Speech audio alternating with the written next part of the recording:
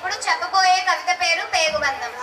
అన్నానికి అమ్మకు తేడా ఏంటంటే అన్నం కడుపులో ఉండి కాపాడుతుంది, అమ్మ కడుపులో పెట్టుకొని కాపాడుతుంది. నీవు మొదటిసారి గర్భమున కదిలినప్పుడు పరమానందం కలిగింది నన్ను అమ్మని చేస్తున్నావని. నీవు ఊపిరాడనీయకుండా కదులుతూ హడావుడి చేస్తుంటే ఉత్సాహం కలిగింది హుషారైన వాడవని. నన్ను చీల్చుకొని ఈ లోకంలోకి వచ్చాక మమకారం పొంగింది నా ప్రతిరూపానివని. నా రక్తాన్ని పాలుగా తాగుతుంటే ఓలేడంత ఆశ కలిగింది అందరికంటే నువ్వు బలవంతుడివి కావాలని. చిన్నప్పుడు తప్పటడుగులు వేస్తూ ఇల్లంతా తిరుగుతుంటే తట్టుకోలేనంత ఆనందం కలిగింది నీ కాళ్ళ మీద నువ్వు నిలబడగలవని. ఆ అడుగుల్లో కాస్త దూరమైతే ఆశీర్వదించాలనిపించింది నువ్వు గొప్పవాడివి కావాలని. ప్రాణం పోయేటప్పుడు కంటితడి పెట్టినందుకు తృప్తిగా ఉంది నీకు తట్టుకునే శక్తి ఉందని.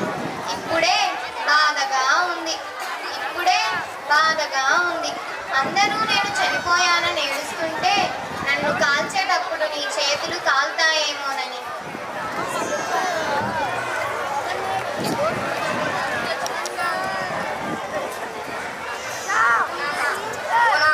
నేను చనిపోయాక నువ్వు ఏడుస్తావా?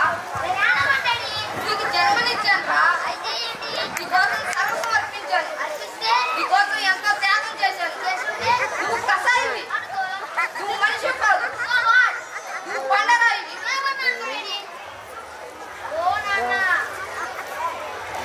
ఓ నాన్న, మీరు చనిపోయిన తర్వాత నేను ఏడుస్తానో లేదో మీకు ఎలా తెలుస్తుంది? మీరు బ్రతికుండగా మీ కళ్ళల్లో కన్నీళ్లు రాకుండా చూసే కమ్మున్న కొడుకుడేడి మీ కొడుకు?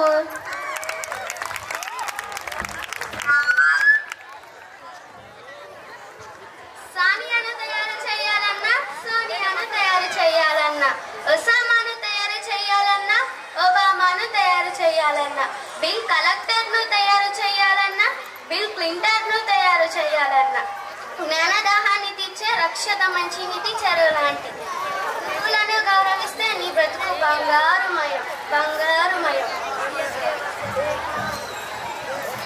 అప్పటికి ఇప్పటికీ ఎప్పటికీ తల్లి, తండ్రి, గురువు ఈ మూడు ఉన్నతమైన స్థానాలు. ఈ మూడు విలువలను కాపాడుకొని ముగ్గురిని గౌరవించగలిగిన వారు ఈ ప్రపంచంలో ఎక్కడైనా ఉన్నత స్థానాలకు వెళ్తారని ప్రగాఢ విశ్వాసం.